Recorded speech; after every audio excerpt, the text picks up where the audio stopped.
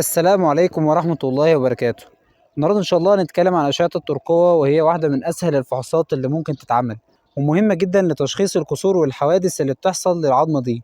هنعرف مع بعض في الفيديو ده إيه هي أشعة الترقوة، وإيه أهمية الفحص ده، وإمتى بيطلب، والأوضاع الأساسية اللي بيتم عملها.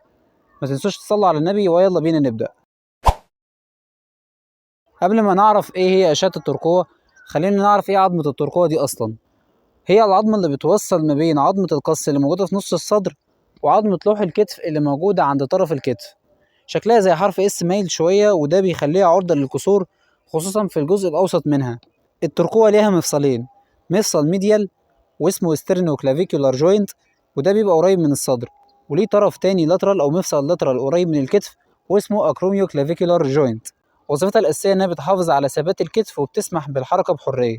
بعد ما عرفنا ايه هي عظمة الترقوة، خلينا نعرف ايه هي الأشعة دي. أشعة الترقوة هي فحص إشعاعي لتصوير الترقوة علشان أقدر أكشف عن الكسور أو التشوهات اللي بتحصل في العظمة. طيب امتى بقى بتطلب؟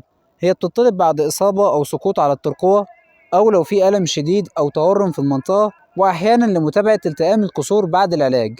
آخر حاجة هنعرفها في الفيديو ده وهي الأوضاع الأساسية لأشعة الترقوة. في عندنا وضعين أساسيين، وهو الوضع الأولاني هو وضع AB. المريض بيكون واقف وبتركز الضوء أو الدايفرام كله على الترقوة، وتجيب المفصلين كلهم كلاهما معاهم، والسنتر الري أو الشعاع المركزي بيكون في نص الترقوة بالظبط، وده بيبقى وضع أساسي لتشخيص الكسور أو التشوهات. الوضع التاني معانا هو وضع AB، بس الاختلاف في الوضع الأولاني إنه بيكون التيوب مايل بزاوية من 15 ل 30 درجة ناحية الرأس، والهدف إظهار نهايات الترقوة بشكل أوضح وتحديد أي كسر خفي، وكمان مفيدة خصوصا لو في شك في ارتفاع أو انخفاض في نهاية العظمة دي.